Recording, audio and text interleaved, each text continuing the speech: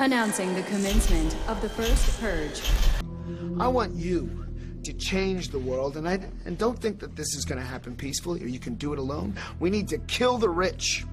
You get out there, you use your weapons, and you rip Washington apart. You hunt down the billionaires, the bank bosses, the CEOs, the scumbags and the liars, the governors, the lobbyists, the senators, because they're all the same, and you hang them. Just remember all the good the purge does. Good morning, everyone. It's August 1st, or 3rd, 2018. I'm Eric, here at Free Thought Project. The number of people living in cars exploding as middle class slowly wiped out.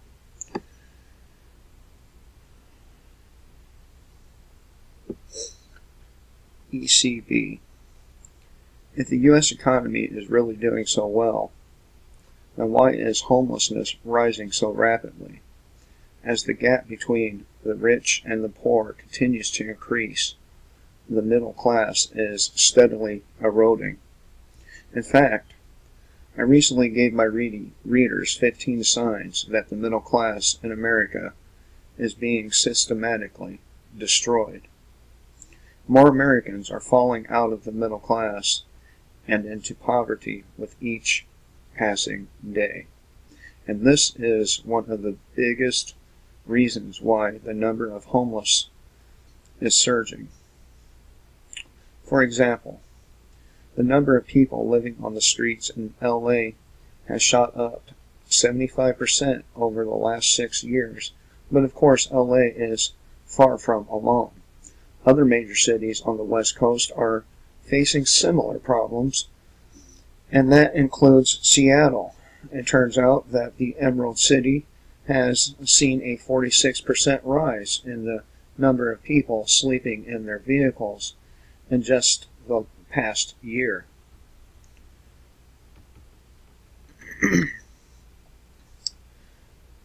The number of people who live in their vehicles because they can't find affordable housing is on the rise, even though the practice is illegal in many U.S. cities.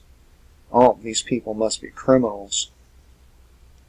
I mean, they are illegally sleeping in their own car.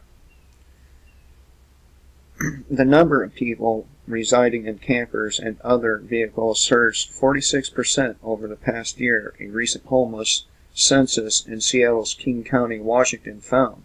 The problem is exploding in cities with expensive housing markets, including Los Angeles, Portland, and San Francisco, according to Governing Magazine.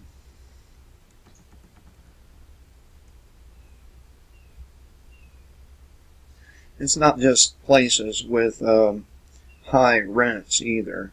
I mean, here where I live, the rent isn't all that high, not yet. It's going up, but you can still find a place for, $400 a month. Not a great place to live, but somewhere to lay your head, and the homeless population here is rising as well. Amazon, Microsoft, and other big tech companies are in the Seattle area. It is a region that is supposedly prospering, and yet this is going on. Sadly, it isn't just major urban areas that are seeing more people sleeping in their vehicles. Over in Sioux Falls, South Dakota, many of the homeless sleep in their vehicles even in the middle of winter. Stephanie Monroe, Managing Director of Children and Youth and Family Services at Volunteers of America, Dakotas, tells a similar story. At least 25% of the nonprofit's Sioux Falls clients have lived in their vehicles at some point, even during winter's sub-freezing temperatures. Many of our communities don't have former shelter services, she said in an interview. It can lead to individuals resorting to living in their cars or other vehicles. It is time to admit we have a problem. The number of homeless in this country is surging, and we need to start coming up with some better solutions. But instead, many communities are simply passing laws that make it illegal for people to sleep in their vehicles. A recent survey by the National Law Center on Homelessness and Poverty, which tracks policies in 187 cities, found the number of prohibitions against vehicle residency has more than doubled during the last decade.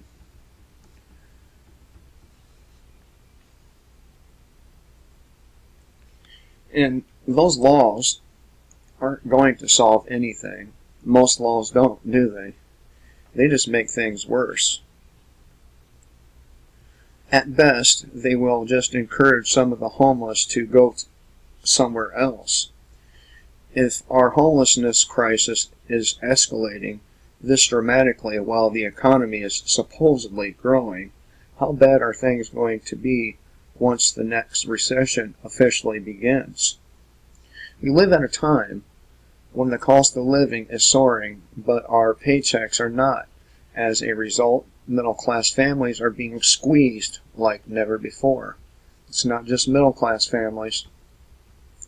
A recent MarketWatch article highlighted the plight of California history teacher Matt Berry and his wife Nicole. So, this bullshit about our economy doing so well, maybe it's doing well for people like Bill Gates and Jeff Bezos and what's that other fucker's name? All of them. All of the billionaires. All the senators, the governors. All of them. It may be doing very well for them, but it's not doing well for the average American. Of course, this is because in destroying the middle class, it's a giant wealth transfer from the middle class to the super rich. That's how it works. That's how it's always worked. And that's why I continue to tell you to kill the state before the state kills you.